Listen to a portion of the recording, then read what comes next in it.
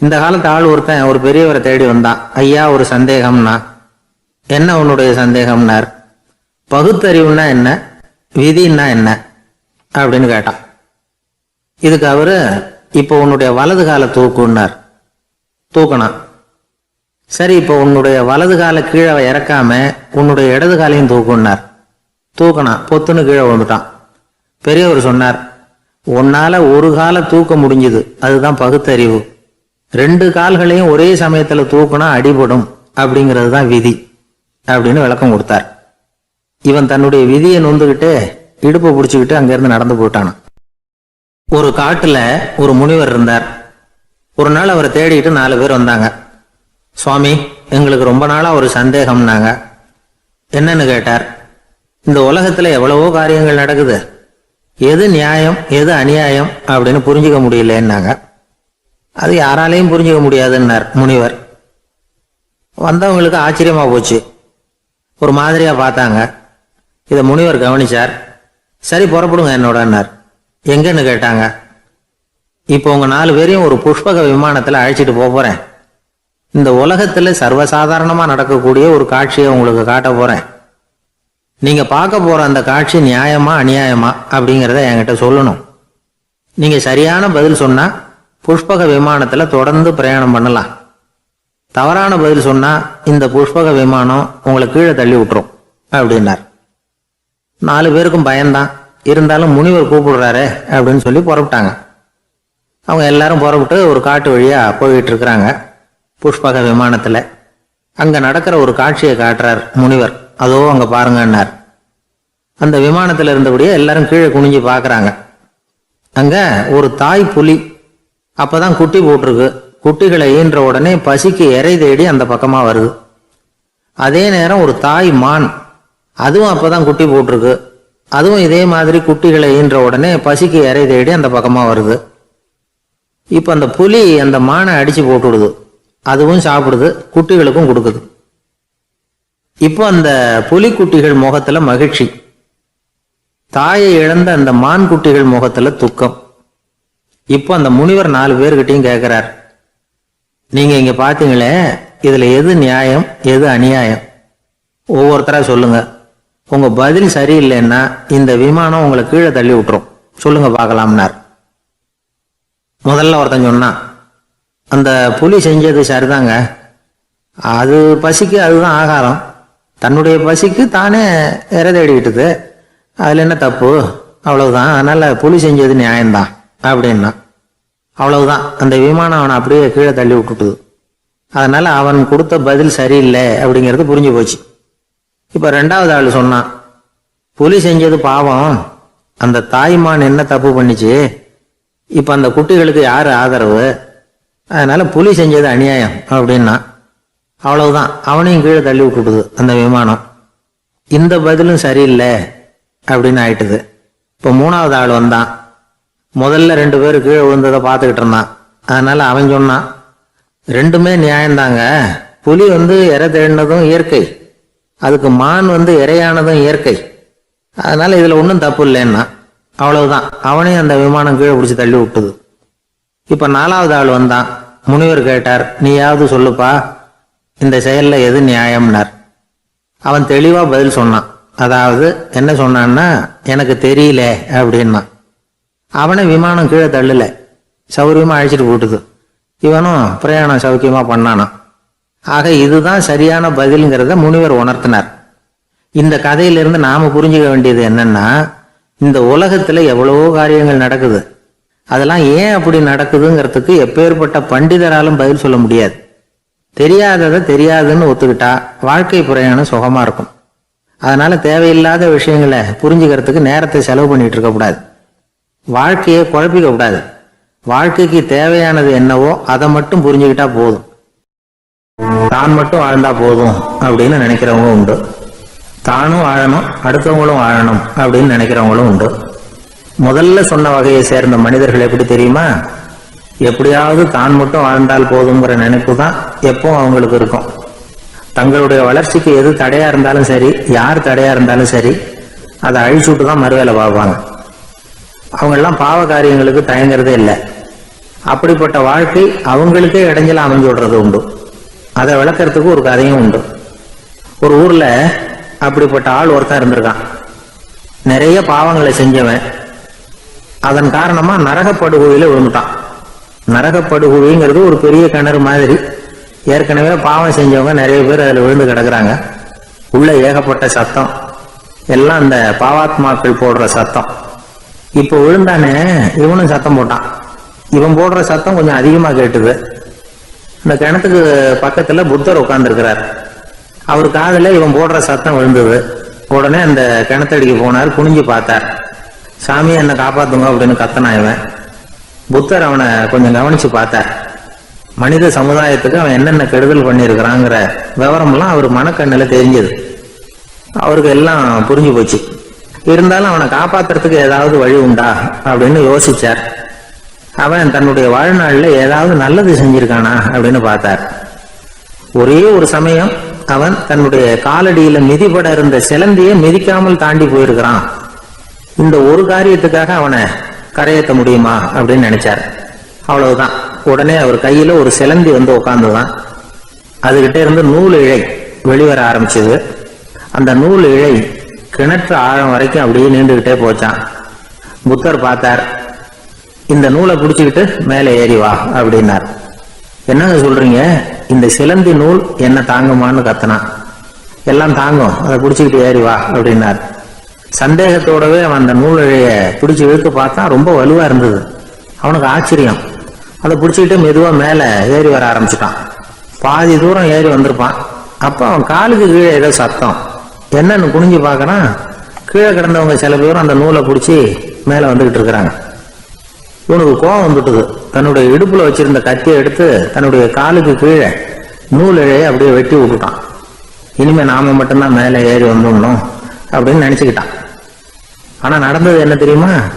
மொத்த நூல் இழையும் அப்படியே அருந்து கீழே விழுந்துட்டுது. அவனும் பொத்துன்னு கீழே விழுந்துட்டான். மறுபடியும் கத்த ஆரம்பிச்சுட்டான். ஏற்கனவே அவன் செஞ்சிருந்த ஒரு சிறு கருணை அந்த நூல் இழைக்கு உறுதியை கொடுத்தது. இப்போ அவன் செஞ்ச பாவம் அந்த நூல் இழைய வலுவிழக்க செஞ்சுட்டுது. அடுத்தவங்களும் வாழணுங்கிற எண்ணம் அவனுக்கு இருந்திருந்தா இப்ப அவனும் கரையேறி வந்திருப்பான், மற்றவங்களும் சௌக்கியமா வந்து சேர்ந்திருப்பாங்க. அதனால நாமும் வாழணும், அடுத்தவங்களும் வாழணும் அப்படின்னு நினைக்கிறவன் வாழ்க்கையில சீக்கிரம் முன்னுக்கு வந்துருவான். ஒருத்தன் ஒரு டாக்டர் கிட்ட போனான், மருந்து வாங்கினான். வாங்கி கொண்டாந்து பேசாம வச்சுட்டான், சாப்பிடல. அப்புறம் எதுக்காகப்பா போய் அவர்கிட்ட மருந்து வாங்கினேன் அப்படின்னு கேட்டாங்க. டாக்டர் வாழணும் இல்லையா, அதனாலதான் அப்படின்னா. அவர் கொடுத்த மருந்து நீ ஏன் சாப்பிடல அப்புறம் அப்படின்னு கேட்டாங்க. நான் வாழணும் இல்லையா, அதுக்காக தான் அப்படின்னா. ஜப்பான்ல உள்ள ஒரு புத்த விகாரை, அங்க ஒரு வயசான பௌத்த குரு தங்கியிருக்கிறார். ஒரு நாள் ராத்திரி கடுமையான குளிர், அவரால் தாங்க முடியல. பார்த்தார், மரத்துல செஞ்ச புத்த சிற்பங்கள் அங்க நிறைய இருந்தது. அதுல ஒன்றை எடுத்து அதுக்கு தீ மூட்டி அந்த நெருப்புல குளிர் காஞ்சிட்டு இருக்கிறார். மர சிற்பம் தீ வச்சதும் படபடன்னு வெடிக்க ஆரம்பிச்சுட்டுது. அந்த சத்தத்தை கேட்டதும் அந்த புத்த விகாரையின் குருக்கள் வெளியில ஓடி வந்தார். இவர் ஆனந்தமா குளிர் காஞ்சிக்கிட்டு இருக்கிறார். அவரால் பொறுத்துக்க முடியல. தெருவில் தெரிஞ்சுக்கிட்டு இருந்த அந்த பெரியவரை இங்க தங்க அனுமதிச்சதே அவரு தான். இவர் இப்படி பண்றாருன்னு நினைச்சுக்கிட்டே அவரை கோபமா பார்த்தார். ஏன் இப்படி கோபமா பாக்குறீங்க, இப்படி வந்து உட்காருங்க அப்படிங்கிறாரு இவர். அவருக்கு இன்னமும் கோபம் வந்துட்டுது. எங்கள் கடவுளை வந்து எரிச்சுட்டீங்களே அப்படின்னு சத்தம் போட்டாராம். அப்படியா அப்படின்னு கேட்டுக்கிட்டே அந்த சாம்பலை கிளறினார் இவர். என்ன செய்யறீங்கன்னு கேட்டிருக்காரு அவர். நான் எலும்புகளை தேடுறேன்னாராம். நீங்க ஒரு பைத்தியம், இது ஒரு மர சிற்பம், இதுல எலும்புகள் கிடையாது அப்படின்னாராம். அவருக்கு கோபம் வந்துட்டுது. உடனே வெளியில போங்கன்னு கத்தியிருக்கார். வெளியில தள்ளி கதவையும் சாத்தி விட்டாராம். மறுநாள் காலையில கதவை திறந்து பார்த்தா அந்த வயசான பெரியவர் ஒரு மைல்கல் மேல சில காட்டு பூக்களை வச்சு புத்தம் சரணம் கச்சாமின்னு சொல்லிக்கிட்டே இருக்கிறார். இவருக்கு சந்தேகமா போட்டுது. கிட்ட போனார். என்ன செஞ்சுக்கிட்டு இருக்கீங்கன்னு கேட்டார். இது என்னுடைய காலை நேர பிரார்த்தனைனாராம். நிஜமாவே நீங்க ஒரு பைத்தியமா தான் இருக்கணும், ஏன்னா அது ஒரு மைல்கல் அப்படின்னாராம். இப்ப அந்த பெரியவர் சொன்னாராம், நீங்க ஒரு மரத்தை புத்தரா நினைக்கும் பொழுது நான் ஏன் ஒரு மைல்கல்ல புத்தரா நினைக்கக்கூடாது? நான் வந்து புத்தரை எரிக்கலாம், ஏன்னா அவரை நான் நேசிக்கிறேன். அந்த சிற்பம் வந்து மரத்தால் ஆனதுங்கிறது எனக்கு தெரியும். நான் ஒரு மைல்கல்ல தொழலாம், ஏன்னா அது எனது பூக்களை தாங்குது. நான் இந்த மயில் கல்லுக்குள்ளே மறைஞ்சிருக்கிற புத்தரை பார்க்கிறேன். யாராவது ஒரு சிற்பி இதை சிலையாக்கினாதான் நீங்க புத்தரை பார்க்க முடியும். அன்னைக்கு ரொம்ப குளிரா இருந்தது. நான் எனக்குள்ள இருக்கிற புத்தரையும் பாதுகாக்கணும். உள்ளே இருக்கிற புத்தரை காப்பாத்துறதுக்காக வெளியில உள்ள புத்தரை எரிக்கலாம். அதுல ஒன்றும் தப்பு இல்லை. அது அவருடைய போதனையிலேயே இருக்கு. உனக்குள் ஜோதியாக இரு அப்படிங்கிறது அவருடைய போதனை. என்னுடைய புத்தர் குளிர்ல நடுங்கிட்டு இருந்தார். அந்த மர சிற்பங்கள் வெயில் மழையில உணர்ச்சி இல்லாம இருந்தது. அதனால அப்படி பண்ணினேன். ஆனா நீங்க என்ன பண்ணீங்க? நான் ஒரு மர புத்தரை எரிச்சதுக்காக உயிருள்ள புத்தரை வெளியில தள்ளி கதவை சாத்தினீங்க அப்படின்னாராம் அந்த பெரியவர். உண்மையான பக்திங்கிறது இதுதான். அதாவது உனக்குள் ஜோதியாக இரு அப்படின்னு புத்தர் சொன்னார் இல்லையா? அது மாதிரி தனக்குள் ஜோதியாக இருக்கிற இந்த காலத்து ஆசாமிகள் நிறைய பேர் உண்டு. எப்பவும் போதையிலேயே இருக்கிறவங்க. ஒரு நாள் நடு ராத்திரி ஒரு மது கடையில ஒரு ஆள் அங்குள்ள சிப்பந்திகள் கிட்ட கேட்டுட்டு இருக்கிறான். மறுபடியும் இந்த கடை எப்போ திறப்பாங்கன்னு கேட்டானா. நாளைக்கு காலையில 8 மணிக்கு திறப்பாங்க அப்படின்னு நானா அங்க இருந்த ஆள். அவன் திருப்பி திருப்பி அதையே கேட்டுக்கிட்டு இருக்கான். இவனுக்கு பதில் சொல்லி சொல்லி அழுத்து போச்சு. அதான் சொல்றேன் ஐயா, நாளைக்கு காலையில வா அப்படின்னாங்களாம். அதுக்கு இவன், நான் வர்றதுக்காக கேட்கலையா, நேத்திக்கு வந்தவன் உள்ளேயே மாட்டிக்கிட்டேன், வெளியில போறதுக்காக கேட்டேன் அப்படின்னானா. ஒரு ஊர்ல ஒரு ராஜா இருந்தார். அவர் ஒரு பூனை வளர்த்தார். ரொம்ப செல்லமா அவர் அந்த பூனையை வளர்த்தார். அவர் என்ன பண்ணுவார் தெரியுமா? இரவு நேரத்தில் அந்த பூனையோட தலையில ஒரு விளக்க வச்சிருவார். அந்த பூனை ரொம்ப ஜாக்கிரதையா அந்த விளக்கு கீழே விழுந்துடாம பார்த்துக்கும். தலையை ஆட்டாம ரொம்ப நிதானமா ராஜா பின்னாடி நடந்து போய்கிட்டே இருக்கும். அந்த விளக்கு வெளிச்சத்துல எல்லா வேலைகளையும் செஞ்சிருவார். கையில ஒரு விளக்க தனியா எடுத்துட்டு போக வேண்டிய அவசியமே இல்லை. விளக்க தூக்கிட்டு போற வேலையை அந்த பூனை பார்த்துக்கும். அதனால ராஜாவுக்கு அந்த பூனை மேல ரொம்ப பிரியம். மந்திரிகளையெல்லாம் கூப்பிட்டு அவங்க கிட்ட சொல்லுவார், பாத்தீங்களா இந்த பூனை எவ்வளவு விசுவாசமா நடக்குது, என் பேர்ல எவ்வளவு மரியாதை பாத்தீங்களா அதுக்கு அப்படிம்பார். இதை கேட்டுவிட்டு அங்கிருந்த அமைச்சர்கள் ஒருத்தர் சொன்னார், மன்னா நீங்க சொல்றது சரிதான், இருந்தாலும் இந்த பூனையோட விசுவாசத்தை நாம கொஞ்சம் சோதிச்சு பார்க்க வேண்டியிருக்கு அப்படின்னாராம். சரி, உங்க ஆசையை ஏன் கெடுக்கணும், நல்லா சோதிச்சு பாருங்க அப்படின்னு சொல்லிவிட்டார் ராஜா. உடனே அந்த அமைச்சர் என்ன பண்ணார் தெரியுமா? எங்கேயோ புறப்பட்டு போனார். ஒரு 5-6 எலிகளை பிடிச்சிட்டு வந்தார். அரண்மனையில் ராஜா ஏதோ வேலை பார்த்துக்கிட்டு இருக்கிறாரு. பக்கத்தில் அந்த பூனை ரொம்ப பணிவாக நின்றுக்கிட்டு இருக்குது. அது தலையில் விளக்கு எரிஞ்சிக்கிட்டு இருக்கு. அமைச்சர் தான் பிடிச்சிட்டு வந்த எலிகளை அந்த பூனை பார்வையில் படுறது மாதிரி எதிரில் விட்டார். அந்த எலிகள்லாம் அங்கேயும் இங்கேயும் ஓட ஆரம்பிச்சுது. அதை பார்த்தது பூனை. அவ்வளவுதான். தலையில் இருக்கிற விளக்கை பற்றியும் கவலைப்படலை, ராஜாவை பற்றியும் கவலைப்படல. ஒரே பாய்ச்சலாக பாஞ்சு எலிகளை துரத்த ஆரம்பிச்சுட்டுது. தலையில் இருந்த விளக்கு எங்கேயோ போய் விழுந்தது, அணைஞ்சு போச்சு. இருட்டில் ராஜா தடுமாற ஆரம்பிச்சுட்டார். இந்த சமயத்தில் அந்த அமைச்சர் மறுபடியும் விளக்கை ஏற்றினார். வெளிச்சம் வந்தது. அதுக்கப்புறம் அந்த அமைச்சர் பேசினார், அரசே, பூனையோட விசுவாசத்தை பார்த்தீங்களா? எலி அது கண்ணில் படுற வரைக்கும் தான் விசுவாசமா இருந்தது. அது மாதிரி எலியை பார்த்தது எல்லாத்தையும் விட்டுட்டு அதை துரத்த ஆரம்பிச்சுட்டு பார்த்தீங்களா? தான் அந்த பூனையை பற்றி நினைச்சது தப்புங்கிறது அதுக்கப்புறம் தான் அந்த ராஜாவுக்கு புரிஞ்சுதான். சரி, இப்போ எதுக்கு இந்த கதையெல்லாம் அப்படிங்கிறீங்களா? இந்த பூனை மாதிரி தான் நம்ம மனசும். மனசை எவ்வளவுதான் பயிற்சி கொடுத்து பக்குவமாக வச்சிருந்தாலும் பார்க்கறதுக்கு பரமசாது மாதிரி தான் இருக்கும். பார்க்க வேண்டியதை பார்த்துட்டுதுன்னா பாஞ்சிரும். இந்த பூனை மாதிரி புலன் இன்ப பொருள்கள் கிட்டாத வரைக்கும் மனம் அடங்கி இருக்கிறது மாதிரி தான் தெரியும். கொஞ்சம் வாய்ப்பு கிடைச்சாலும் அது குதிக்க ஆரம்பிச்சிடும், தப்பு பண்ண ஆரம்பிச்சிடும். பெரிய பெரிய முனிவர்கள் வாழ்க்கையில் நடந்த வீழ்ச்சி இதை தான் நிரூபிக்குது. புலன்களின் ஆற்றல் அதிகம். அதனால மனக்கட்டுப்பாடு பயிற்சிகளில் ரொம்ப எச்சரிக்கையாக இருக்கணுங்கிறார் சுவாமி சிவானந்தர். மது பழக்கத்தையே விட்டுவிட்டேன்னு உறுதியாக இருப்பான். கடை கண்ணில் பட்டுவிட்டதுன்னா கால் அவனை கேட்காமலே இழுத்துக்கிட்டு உள்ளே போயிடும். இதுதான் மனசுங்கிறது. அதுதான் அந்த ராஜா வளர்த்த பூனை. நம்மால் ஒருத்தன் அந்த ராஜா பூனை தலையில் விளக்க வச்சது மாதிரி இவன் தன்னுடைய தலையிலேயே ஒரு விளக்கை ஏற்றி வச்சுக்கிட்டு என்னத்தையும் தேட ஆரம்பித்தான். தேடிக்கிட்டு இருக்கிறான். தலையை ஆட்டாமல் நிதானமாக நடந்து ரொம்ப நேரமாக தேடிட்டு இருக்கிறான். அந்த சமயம் அங்கே வந்த ஒருத்தர், என்னத்தை தேடுறீங்கன்னு கேட்டார். அதுதான் மறந்து போச்சு அப்படின்னு இழுத்தான். சரி, கொஞ்சம் இப்படி உட்காருங்க, ஞாபகம் வந்ததும் தேட ஆரம்பிக்கலாம் அப்படின்னார் அவர். இவன் கொஞ்ச நேரம் உட்காந்து யோசிச்சான். அப்புறம் திடீர்னு எழுந்திரிச்சான். ஞாபகம் வந்துட்டுதுன்னா. என்னன்னு கேட்டார். எங்கள் வீட்டில் இருந்த விளக்கை எங்கே வச்சேன்னு தெரியல, அதுதான் தேடிக்கிட்டு இருக்கிறேன், ஏற்றி வைக்கலாம்னு பார்க்குறேன் அப்படின்னா. ஒரு பெரியவர் உட்கார்ந்துருக்கிறார். அவரை சுற்றி அவருடைய தோழர்கள் உட்கார்ந்துருக்கிறாங்க. ஏதோ ஒரு முக்கியமான செய்தியை அவர் அவங்களுக்கு சொல்லிகிட்டு இருக்கிறார். அவங்களும் ஆர்வமாக கேட்டுக்கிட்டு இருக்கிறாங்க. இந்த சமயத்தில் யாரோ ஒரு ஆள் வேகமாக அங்கே வர்றார். வர்ற வேகத்திலேயே எனக்கு ஏதாவது உதவி செய்யுங்க அப்படின்னு கேட்டுக்கிட்டே வர்றார். கேட்கறது உதவி, ஆனால் குரல் மிரட்டுறது மாதிரி இருக்குது, அதட்டி கேட்கறது மாதிரி இருக்குது. இதை கேட்டதும் அந்த பெரியவர் ஆத்திரப்படலை, ஆனால் அவரை சுற்றி இருந்தவங்க ஆத்திரப்பட்டாங்க. இதை பெரியவர் கவனித்தார். கொஞ்சம் அமைதியாக இருங்கன்னார். வந்தவரை கூப்பிட்டார். அவருக்கு சில பொருள்களை கொடுத்தார். என்னங்க இப்போ உங்களுக்கு மகிழ்ச்சி தானே அப்படின்னார். ஆ அப்படின்னு அலட்சியமாக அவர் சொல்கிறார். நான் உங்களை நல்ல முறையில் நடத்தினேன்னா அப்படின்னு கேட்குறாரு அவர் மறுபடியும். அதெல்லாம் ஒன்றும் இல்லை அப்படின்னு சொல்லி அவர் சொல்லிகிட்டு இருக்கிறாரு. குரலில் கடுமை குறையில. சுற்றி இருந்தவங்களால இதை பொறுத்துக்க முடியல. கோபத்தோடு அவரை நோக்கி நெருங்க ஆரம்பித்தாங்க. பெரியவர் அவங்களையெல்லாம் தடுத்து நிறுத்தினார். வந்தவரை வாங்க என்னோட அப்படின்னு சொல்லி அழைச்சிட்டு போனார். வீட்டுக்கு போனார். அங்கே போனதும் இன்னும் சில பொருள்களை எடுத்து அவர்கிட்ட கொடுத்தார்.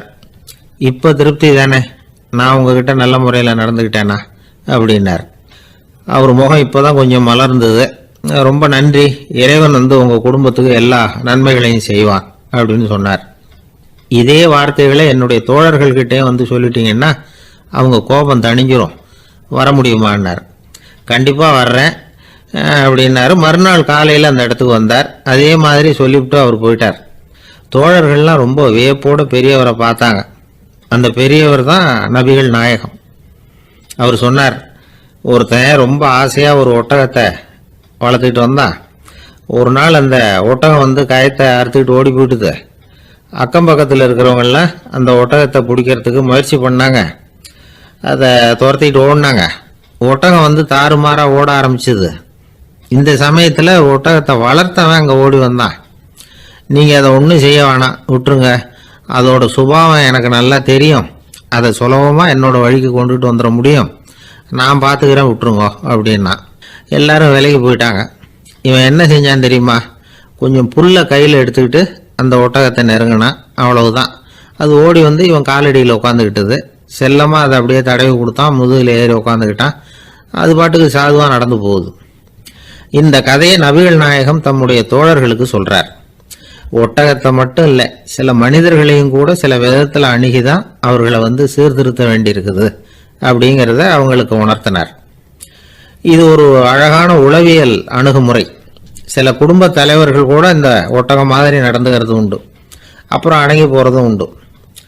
ஒரு குடும்ப தலைவர் காலையில் எழுந்திரிச்சதுலேருந்து சத்தம் போட்டு கத்திக்கிட்டு இருப்பார். பக்கத்தில் இருந்தவங்கெல்லாம் ஓடி போய் சமாதானம் பண்ணி பார்த்தாங்க. அவர் ஓயறது மாதிரி தெரியல. கடைசியில் அவர் மனைவி வந்தாங்க. நீங்கள் எல்லாம் விலகி போயிடுங்க, அவர் சுபாவம் எனக்கு தெரியும், நான் பார்த்துக்கிறேன் அப்படின்னாங்க. சரின்னு எல்லாரும் போயிட்டாங்க. சாயந்தரமாக பார்க்குறாங்க, அவர் சத்தம் இல்லாமல் ஒரு மூலையில் உட்காந்துருக்கிறார். ரொம்ப சாதுவா. ஆச்சரியமாக இருந்தது. என்னம்மா பண்ணீங்கன்னு கேட்டாங்க.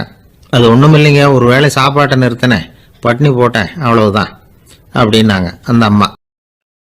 ஒரு அரசனும் அமைச்சரும் ஒரு நாள் ரொம்ப சாவகாசமாக பேசிக்கிட்டு இருந்தாங்களாம். அரசன் அமைச்சரை பார்த்து ஒரு கேள்வி கேட்டிருக்கார். ஏங்க அமைச்சரே, ஆசை இல்லாத ஒரு மனுஷனால இருக்க முடியுமா அப்படின்னு.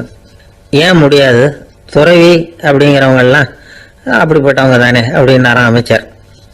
அவங்கெல்லாம் உண்மையிலேயே ஆசையை விட்டவங்க தானே அப்படின்னு கேட்டாரா ராஜா. அப்படிதான் இருக்கணும் அப்படின்னாராம் அமைச்சர். அப்படின்னா ஆசையே இல்லாத ஒரு உண்மையான துறவியை நான் பார்க்கணுமேன்னார். அது என்ன பிரமாதம், அதுக்கு நான் ஏற்பாடு பண்ணுறேன் அப்படின்ட்டார் இவர். சொல்லிவிட்டு உடனே புறப்பட்டு போனார். அங்கே தேடினார். அப்புறம் தான் அவருக்கு புரிஞ்சுது உண்மை துறவியை கண்டுபிடிக்கிறது எவ்வளவு கஷ்டமான காரியம்னு. இருந்தாலும் ராஜா கிட்ட சொல்லியாச்சே, உண்மை துறவியை காட்டுறேன்னு. இப்போ என்ன பண்ணுறது? ராஜா கிட்ட சொன்னபடி நடக்கலைன்னா அவருக்கு கோவம் வந்துடும். அமைச்சர் ஒரு யோசனை பண்ணார். அவருக்கு ஒரு வழி தெரிஞ்சுது. அதுதான் சரின்னு முடிவு பண்ணார். அதாவது அந்த ஊரில் அவருக்கு தெரிஞ்ச நாடக நடிகர் ஒருத்தர் இருக்கிறார், நல்லா நடிப்பார். அவரை போய் பார்த்தார். இதை பாருப்பா, எனக்காக நீ ஒரு காரியம் செய்யணும்னார். என்னன்னு கேட்டார் அவர். நீ ஒரு துறவி மாதிரி கொஞ்ச நேரத்துக்கு நடிக்கணும். ராஜா உன்னை பார்த்துட்டு போகிற வரைக்கும் நடி, அது போதும். அதுக்காக உனக்கு 10,000 ரூபா தரேன் அப்படின்னார். அவர் எந்த காலத்தில் இவ்வளவு பணத்தை மொத்தமாக பார்த்துருக்கார். அதனால் உடனே சரின்னு ஒத்துக்கிட்டார். அமைச்சர் வந்து அரண்மனைக்கு திரும்பி வந்தார். என்ன அமைச்சரே, இன்னுமா ஒரு உண்மையான துறவி கிடைக்கலன்னார். உண்மையான துறவி ஒருத்தரை இப்பதான் கொஞ்ச நேரத்துக்கு முன்னாடி பார்த்து பேசிவிட்டு வர்றேன். அவர் நம்ம ஊருக்கு வெளியில குளத்தங்கரையில உள்ள ஒரு ஆலமரத்துக்கு அடியில் உட்காந்துருக்கிறார் அப்படின்னார் இவர். அப்படின்னா உடனே புறப்படுங்க அப்படின்னார் ராஜா. பரிவாரங்களோட புறப்பட்டார். அங்க அந்த மரத்தடியில அந்த ஆளு வேஷம் போட்டுக்கிட்டு துறவி மாதிரி உட்காந்துருக்கிறான். ராஜா நேரா போனார். அந்த துறவி காலில் கொத்துன்னு விழுந்து வணங்கினார். உடனே ராணியும் அவர் காலில் விழுந்தாங்க. அடுத்தபடியாக அமைச்சர் வந்தார். அவருக்கு தெரியும் இது நம்ம ஆளு தான்னு. இருந்தாலும் என்ன பண்றது, நேரம். அப்புறம் பரிவாரங்கள்லாம் துறவி காலில் விழுந்து ஆசீர்வாதம் வாங்கிட்டாங்க. ராஜா அப்புறமா தங்கத்தட்டுல பொண்ணையும் பொருளையும் வச்சு அந்த துறவிகிட்ட ரொம்ப பணிவா நீட்டுறார். தாங்கள் தயவு பண்ணி இதை ஏத்துக்கணும் அப்படின்னு வேண்டிக்கிட்டார். அந்த துறவி பற்று இல்லாம அதை பார்த்தார். எல்லாத்தையும் திறந்துட்ட எனக்கு இதெல்லாம் எதுக்காக அப்படின்னு சொல்லி அதை மறுத்துட்டாராம். ஆஹா, உண்மையான துறவியை பார்த்துட்டோம் அப்படிங்கிற ஆனந்தம் அரசருக்கு. ரொம்ப நிம்மதியா திருப்தியா திரும்பி வந்தார் அரண்மனைக்கு. அதுக்கப்புறம் அமைச்சர் யாருக்கும் தெரியாம அந்த துறவிகிட்ட ஓடினார். சொன்ன பிரகாரம் பணத்தை நீட்டினார். இந்தப்பா, நான் உங்ககிட்ட சொன்னபடி 10,000 ரூபாய் பணம் எடுத்துக்கோ அப்படின்னார். அந்த ஆள் ராஜா கிட்ட சொன்னது மாதிரியே எல்லாத்தையும் திறந்துட்ட எனக்கு இதெல்லாம் எதுக்காக வேணாம் அப்படின்ட்டாராம். நடிச்ச வரைக்கும் போதும்பா, இனிமே இந்த நாடக வசனம்லாம் வேணாம், வேஷத்தை கலைச்சிரு, பணத்தை வாங்கிக்கோன்னார். இல்லைங்க, இது வேஷம் இல்லை, இது வசனமும் இல்லை, இது உண்மை. கொஞ்ச நேரம் துறவி மாதிரி நடிச்சதுக்கே இந்த தேசத்து ராஜா, ராணி, அமைச்சர், பரிவாரங்கள் எல்லாம் என் காலில் விழுந்து வணங்குறாங்க. அப்படின்னா உண்மையான துறவியா இருக்கிறது எவ்வளவு பெருமையான விஷயம். நான் உண்மையான துறவியா ஆக போறேன், அப்படி முடிவும் பண்ணிட்டேன் அப்படின்னார் அந்த நடிகர். வேஷம் கூட எப்படிப்பட்ட விளைவுகளை உண்டு பண்ணுது பாத்தீங்களா. நம்மால் ஒருத்தன் ரொம்ப வசதியா தான் இருந்தான். ஒரு நாள் அவன் சொத்து பூரா திருட்டு போட்டுது. அதுக்கப்புறம் இவன் துறவி மாதிரி ஆயிட்டான். ஊர் ஊரா சுத்தினான். ஒரு குருநாதரை தேடி கண்டுபிடிச்சான். அவர்கிட்ட சீடனா சேர்ந்துக்கிட்டான். அவனை பார்த்து ஒருத்தர் கேட்டார், நீ உண்மையான சீடன் தானேன்னு. இல்லைங்க, சீடன் மாதிரி நடிச்சுக்கிட்டு இருக்கிறேன் அப்படின்னா. அது குரு துரோகம் இல்லையா அப்படின்னு கேட்டார் அவர். இல்லைங்க, நான் பண்ணது குரு துரோகம் இல்லை, என் குரு பண்ணதுதான் துரோகம். என்னுடைய பணத்தை கொள்ளையடிச்சது இவர் தான். அதை எங்க வச்சிருக்காருன்னு கண்டுபிடிக்கிறதுக்காக தான் இவர்கிட்ட வந்து சீடனா சேர்ந்திருக்கிறேன் அப்படின்னானா. ஒரு மனுஷனுக்கு 3 விதத்துல கர்வம் உண்டாகிறதுக்கு வாய்ப்பு உண்டு. பணம், பதவி, புகழ். பணம் அதிகமாக வந்தால் கர்வம் வரலாம். பதவி பெருசாக வந்துட்டுதுன்னா கர்வம் வரலாம். புகழ் அதிகமாக போனாலும் கர்வம் வரலாம். இந்த 3 வகையான கர்வத்துக்கும் இடம் கொடுக்காம இருக்கிறாங்க பாருங்க, அவங்க தான் சிறந்த மனிதர்கள். ஒரு பெரிய பொறுப்பில் இருக்கிறவங்களுக்கு கர்வம் வந்துடக்கூடாது. அப்படி வந்துட்டுதுன்னா அது எல்லாருக்கும் இடைஞ்சல். ஒரு ராஜா இருந்தார். அவர் ஒரு நாள் தன்னுடைய தலைநகரத்தை சுற்றி வந்துக்கிட்டு இருந்தார். ஒரு இடத்துல ஒரு அழகான நிலத்தை பார்த்தார். ஆஹா, இந்த இடத்துல நமக்குன்னு ஒரு மாளிகையை கட்டினா எவ்வளோ நல்லா இருக்கும் அப்படின்னு நினைச்சார். ராஜா நினைச்சா அது முடியாத காரியமா? சரி, இந்த நிலம் யாருக்கு சொந்தம்னு விசாரிங்க அப்படின்னார் பக்கத்தில் இருந்தவங்க கிட்ட. அவங்கெல்லாம் ஓடி போய் விசாரிச்சாங்க. அந்த இடம் வந்து ஒரு வயசான கிழவிக்கு சொந்தம், வயசான அம்மாவுக்கு சொந்தமா. அந்த அம்மா தான் அதில் ஒரு குடிசையை போட்டு குடியிருந்துட்டு இருக்கிறாங்க. சரி, அந்த நிலத்துக்கு வந்து ஒரு விலையை நிர்ணயம் பண்ணி அதை அந்த வயசான அம்மா கிட்ட கொடுத்துருங்க அப்படின்னு உத்தரவு போட்டார் ராஜா. ஆனால் அந்த அம்மா, இது எங்கள் பூர்வீக இடம், இதை விற்க மாட்டேன் அப்படின்னு சொல்லிவிட்டுது. சரி, 2 பங்கு விலை கொடுக்குறோம்னு சொல்லி பாருங்க அப்படின்னாங்க. அப்படியே சொன்னாங்க அரண்மனை ஆட்கள். அதுக்கும் சம்மதிக்கலை அந்த அம்மா. இதை கேள்விப்பட்டதும் ராஜாவுக்கு கோபம் வந்துட்டுது. தன்னுடைய ஆளுங்களை கூப்பிட்டார். போய் அந்த குடிசையை பிரித்து எறிங்க, காசெல்லாம் ஒன்றும் கொடுக்காதீங்க அப்படின்னு கத்தினார். அவ்வளோதான். அடுத்த நிமிஷம் அரண்மனை ஆசாமிகள் போனாங்க, குடிசையை பிரித்து எரிஞ்சாங்க. அந்த வயசான அம்மா இருக்கு, அதுவும் அந்த இடத்த விட்டு துரத்தி விட்டாங்க. அந்த இடத்துல ஒரு அரச மாளிகையை கட்டி முடிச்சுட்டாங்க. அந்த வயசான அம்மா பாவம், ராஜாவே இப்படி பண்ணால் யாருக்கிட்ட போய் முறையிட முடியும்? ஒரு ஞானி இருந்தார், அவர்கிட்ட போய் சொன்னாங்க. அவர் இவங்க சொன்னதை கேட்டு மனசில் வச்சுக்கிட்டார். ஒரு நாள் அந்த ராஜாவே இந்த ஞானியை கூப்பிட்டார். புதுசாக ஒரு மாளிகை கட்டியிருக்கிறேன், வந்து பாருங்கன்னு. சரின்னு சொல்லி இந்த பெரியவர் ஒரு நாள் இந்த மாளிகைக்கு போனார். சும்மா போகல, ஒரு கழுதையையும் ஓட்டிகிட்டு போனார். கொஞ்சம் சாக்குகள், வெத்து சாக்கு, அதையும் எடுத்து கழுதை முதுகில் போட்டு கழுதையை ஓட்டிகிட்டு போகிறார். ராஜா பார்த்தார். அவருக்கு இது ஆச்சரியமாக இருந்தது. என்ன இது, மாளிகைக்கு வந்துட்டு போங்கன்னு கூப்பிட்டா கழுதை, சாக்கு இதெல்லாம் கொண்டு வராரு, ஒன்றும் புரியலையேன்னு நினச்சார். எதுக்காக இதெல்லாம்னு கேட்டார். அரசருடைய தோட்டத்திலேருந்து கொஞ்சம் மண் எடுத்துகிட்டு போகிறதுக்கு ஆசைப்பட்றேன், அதுக்கு நீங்கள் அனுமதி கொடுக்கணும் அப்படின்னாரு இவர். இது என்ன வேடிக்கையான கோரிக்கையாக இருக்குது அப்படின்னு நினச்சார் ராஜா. இருந்தாலும் மண்ணு தானே கேட்குறாரு, எடுத்துகிட்டு போகட்டுமே அப்படின்னு நினச்சார். சரின்னு அனுமதி கொடுத்தார். அந்த பெரியவர் தோட்டத்துக்கு போனார், மண்ணை வெட்டினார், சாக்கில் போட்டு நிரப்புனார். ராஜாவை கொஞ்சம் கிட்ட வாங்கன்னு கூப்பிட்டார். இந்த மண் மூட்டையை தூக்கி கழுதையோட முதுகில் வைக்கணும், கொஞ்சம் உதவி பண்ணுங்கன்னார். பண்ணுறேனே அப்படின்னு சொல்லி ராஜா கிட்ட போனார். மூட்டையை தூக்கி பார்க்குறாரு, முடியல, திணறி போட்டார். இப்போ அந்த ஞானி பேசினாராம். அரசே, இந்த ஒரு சாக்கு மண்ணையே உங்களால் தூக்க முடியல, அந்த கிழவிகிட்ட இருந்து அந்த அக்கிரமமாக அபகரித்த இந்த தோட்டம் பூராவையும் சுமக்கணும்னு ஆசைப்படுறீங்களே, அது உங்களால் முடியுமா அப்படின்னு கேட்டாராம். ராஜா யோசனை பண்ண ஆரம்பித்தார். தன்னுடைய செயலுக்காக வருத்தப்பட்டாராம். அந்த வயசான அம்மாவை உடனடியாக வரவழைச்சார். தாயே, தப்பு பண்ணிட்டேன், என்னை மன்னிச்சுக்குங்க, இன்னையிலேருந்து இந்த மாளிகையும் தோட்டமும் உங்களுக்கு தான் சொந்தம் அப்படின்னு சொல்லிவிட்டாராம். போகிறப்ப இந்த உலகத்திலேருந்து எண்ணத்தை எடுத்துகிட்டு போக போகிறோம், அதனால் ரொம்பவும் அலட்டிக்க வேண்டியதில்லை, கர்வப்பட வேண்டியதில்லை அப்படிங்கிறது ஒரு பெரிய உபதேசம். ஒரு பெரிய மனுஷன் சாக கிடந்தார், ரொம்பவும் அழுதார். ஏன் அழறீங்க அப்படின்னு கேட்டாங்க சுற்றி இருந்தவங்க. நான் சாகிறதுக்காக கவலைப்படலை, நான் நம்ம ஜனங்களுக்காக எவ்வளவோ காரியம்லாம் செஞ்சுக்கிட்டு வந்தேன். நான் செஞ்சுக்கிட்டு வந்த சேவையை இனிமேல் யார் செய்ய போகிறாங்க, அது யாரால முடியும், அதை நினச்சி தான் அழறேன் அப்படின்னாராம். ஒருத்தர் முன்னாடி வந்தார். அதுக்காக நீங்கள் கவலைப்படாதீங்க, உங்கள் சேவையை தொடர்ந்து செய்கிறதுக்கு என்ன மாதிரி இளைஞர் பட்டாலும் தயாராக இருக்குது, இருந்தாலும் எங்கள் கவலை என்னென்னா அப்படின்னு இழுத்தார். என்ன சொல்லுங்கன்னு கேட்டார் அவர். நீங்கள் இது வரைக்கும் என்ன சேவை செஞ்சுக்கிட்டு வந்தீங்க, அதுதான் எங்களுக்கு இன்னமும் புரியாத புதிராக இருக்குது அப்படின்னாராம் அவர். இந்த காலத்துக்குள்ள ஒருத்தன் தன்னோட அப்பாவை பார்த்து சொன்னான், அப்பா, நான் உனக்கு உதவி செய்யலாம்னு நினைக்கிறேன், என்ன உதவி செய்யணும்னு சொல்லு அப்படின்னா. நீ சும்மா இருந்தால் அதுவே எனக்கு செய்கிற பெரிய உதவிடா அப்படின்னார் அப்பா. சும்மா இருக்கிறதும் ஒரு உதவி தான், அது மாதிரி மௌனமும் ஒரு சமூக சேவை தான் அப்படிங்கிறார் காஞ்சி பெரியவர். நமக்கு 5 புலன்கள் இருக்குது, மெய், வாய், கண், மூக்கு, செவி. இந்த 5லேயும் அதிகப்படியான வேலை எதுக்குன்னு நினைக்கிறீங்க? வாய்க்கு தான். ஏன்னா அதுக்கு 2 வேலை. இப்போ கண்ணுக்கு பார்க்குறது மட்டும்தான் வேலை, காதுக்கு கேட்கறது மட்டும்தான் வேலை, மூக்குக்கு வாசனை அறியறது தான் வேலை, உடம்புக்கு உணர்றது மட்டும்தான் வேலை. ஆனால் வாய் அப்படி இல்லை, அதுக்கு 2 வேலை, சாப்பிட்றதும் அதுதான், பேசுகிறதும் அதுதான். அதாவது வாய் ஒன்று தான் கர்மேந்திரியமாகவும் இருக்குது, ஞானேந்திரியமாகவும் இருக்குது அப்படின்னு சொல்லுவாங்க.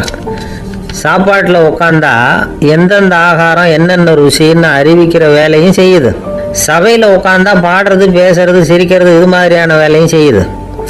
இன்னொரு வித்தியாசம், கண்ணு, காது, மூக்கெல்லாம் ஸ்ட்ரெயின் பண்ணிட்டு வேலை செய்கிறதில்ல. ஒரு ரோஜா பூவை பார்த்தா உடனே மூக்கு அப்படியும் இப்படியும் அசைய ஆரம்பிக்கிறது இல்லை. ஒரு சங்கீதத்தை கேட்ட உடனே காது ஆட ஆரம்பிக்காது. ஆனால் வாய் அப்படி இல்லை, அது பேசினாலும் சரி சாப்பிட்டாலும் சரி அசைஞ்சு தான் ஆகணும். ஆக மற்றதை விட வாய்க்கு வேலை ஜாஸ்தின்னு தெரியுது. சாப்பிட்றது, பேசுறது அப்படின்னு 2 காரியம் அதுக்கு. இப்படி 2 காரியம் இருக்கிறதுனால அது 2ஐயும் பாதியாக குறைச்சிக்கணுங்கிறது கடவுள் அபிப்பிராயமாக இருக்கணும் அப்படிங்கிறார் காஞ்சி பெரியவர். ஆனால் இப்போ நாம் அப்படியா நடந்துக்கிறோம்? அதுக்கு நேர்மாறாக நடந்துக்கிறோம். நாம் சாப்பிட்றதும் அதிகம், பேசுகிறதும் அதிகம், 2 வேலையையும் தேவைக்கு அதிகமாகவே செய்கிறோம். வாய் தான் ரொம்ப ஓவர் ஒர்க்குடு. அதுக்கு ஓய்வு கொடுத்தா உடம்பும் நல்லாயிருக்கும், உலகமும் நல்லாயிருக்கும். மௌன விரதம் இருக்கிறதெல்லாம் எதுக்காக நினைக்கிறீங்க? இதுக்காக தான். இந்த காலத்தில் மௌனமாக இருக்கிறவங்கெல்லாம் மகத்தான தொண்டு செய்கிறாங்க அப்படின்னு தான் சொல்லணும். சத்தம் அதிகமாக போய் தான் சவுண்டு பொல்யூஷன் வருது.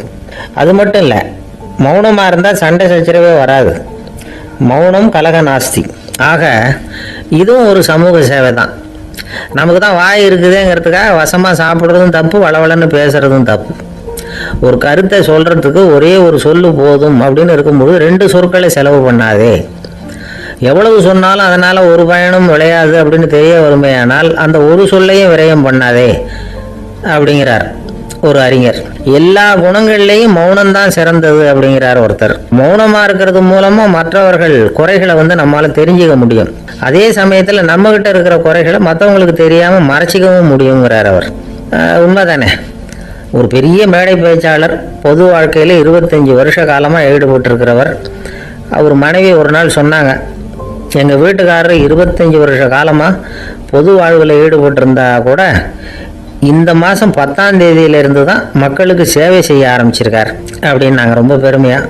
10ஆம் தேதிக்கு அப்படி என்ன விசேஷம் அப்படின்னு கேட்டோம். அன்னையிலேருந்து தான் அவர் மேடையில் பேசுகிறத நிறுத்தினார் அப்படின்னாங்க அந்த அம்மா. ஒரு அழகான கடற்கரை, சுற்றுலா பயணிகள் நிறைய பேர் அங்கே வந்து போகிறது வழக்கம். சனி ஞாயிறு கூட்டம் அதிகமாக இருக்கும். அதோட விளைவு என்னங்கிறது அடுத்த நாள் தான் தெரியும். ஆமாம், அந்த கடற்கரையை சுத்தப்படுத்துகிற தொழிலாளிகள் திங்கட்கிழமை ரொம்ப சிரமப்படுவாங்க. சனி ஞாயிறு வந்த கூட்டம் கடற்கரை பூராவும் காலி ஐஸ்கிரீம் கப்புகளை வந்து வீசி எறிஞ்சிட்டு போயிடுவோம். ஆயிரக்கணக்கான கப்புகள் அங்கே பரவலாக கிடக்கும். அதையெல்லாம் பொறுக்கி எடுத்து சுத்தம் பண்ணி ஆகணும். இதனால் திங்கட்கிழமை வேலைக்கு வர்றதுக்கு எல்லாரும் பயப்படுவாங்க. அப்படி ஒரு நிலைமை. பல பேர் அன்னைக்கு வந்து லீவ் எடுத்துகிட்டு போயிடுறது வழக்கம். நமக்கு எதுக்கு இன்னைக்கு தொந்தரவு ஒன்று. இது ஒரு பெரிய பிரச்சனையாக இருந்தது. இதுக்கு என்ன பண்ணலாம் அப்படின்னு யோசனை பண்ணாங்க.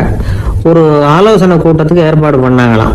அந்த நகர நிர்வாக அலுவலர்கள், பணியாளர்கள் எல்லாரும் அதில் கலந்துக்கிட்டாங்க. கூட்டம் ஆரம்பமாச்சு. ஆரம்பத்தில் சொன்னாங்க, இந்த பிரச்சனைக்கு ஒரு தீர்வு வேணும், என்ன பண்ணலாம், அதை முடிவு செய்கிறதுக்கு தான் இந்த கூட்டம். இதில் நீங்கள் செய்ய வேண்டியது என்னென்னா, உங்களுக்கு தோன்றுகிற யோசனை எதுவாக இருந்தாலும் சொல்லுங்கள்.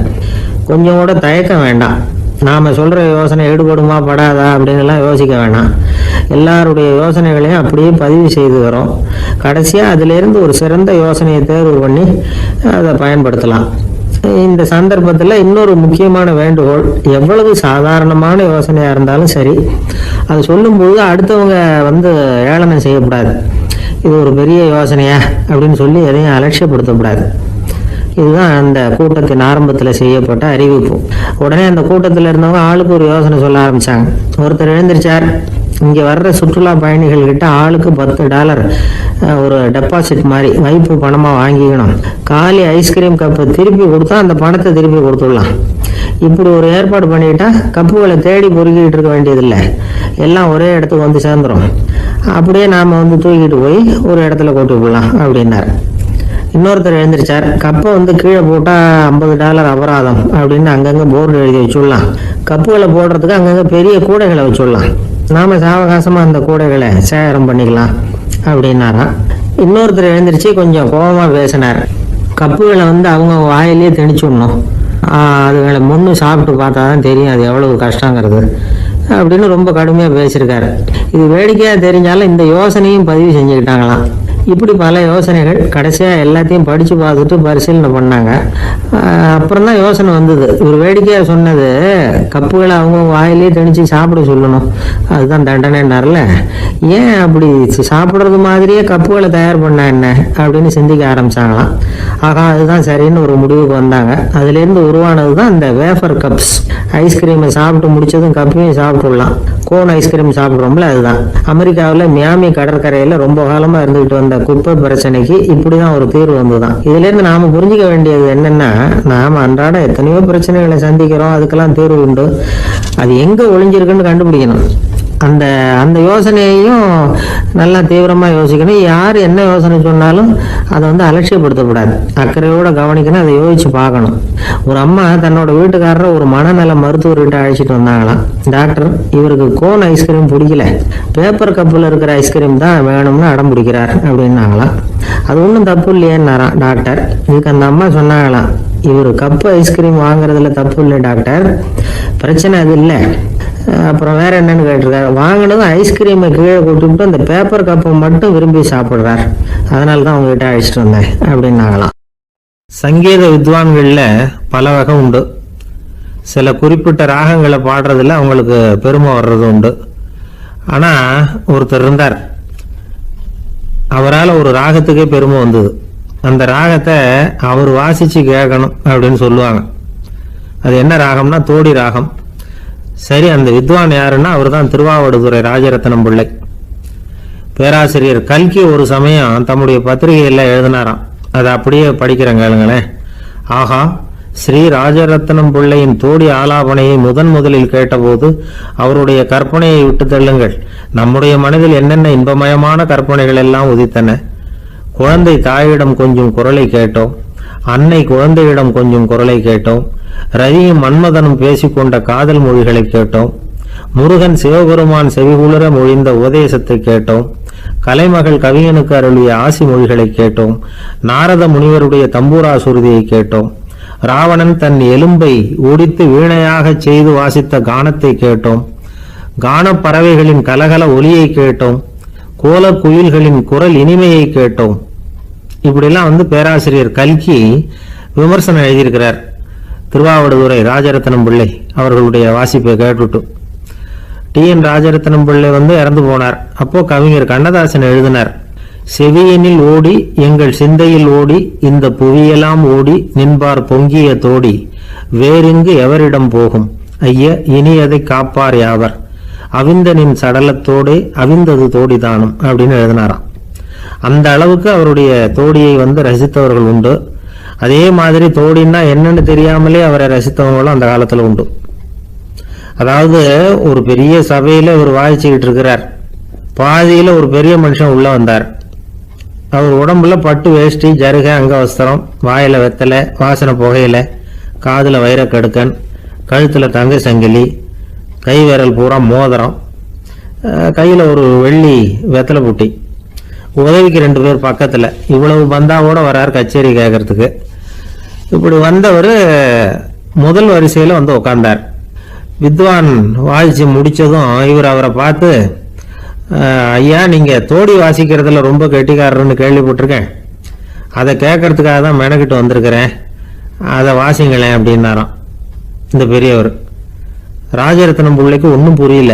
ஏன்னா இதுவரைக்கும் அவர் வாசிச்சுக்கிட்டு இருந்ததே அந்த தோடி ராகத்தை தான். அதை வாசிச்சு முடிச்சதும் அதை வாசிங்களேன்னு இவர் கேட்கிறார். அப்படின்னா இவரோட ஞானம் எப்படிப்பட்டது? இவ்வளவும் கேட்டுட்டு இப்படி கேட்கிறாரே அப்படின்னு அவர் யோசிச்சிருக்கிறார் ராஜரத்னம் பிள்ளை. உடனே என்ன பண்ணார் தெரியுமா? பக்கத்துல ரொம்ப சாதுவா சுருதி போட்டுக்கிட்டு இருந்த ஒரு முதுகுல ஓங்கி ஒரு குத்து விட்டாராம்.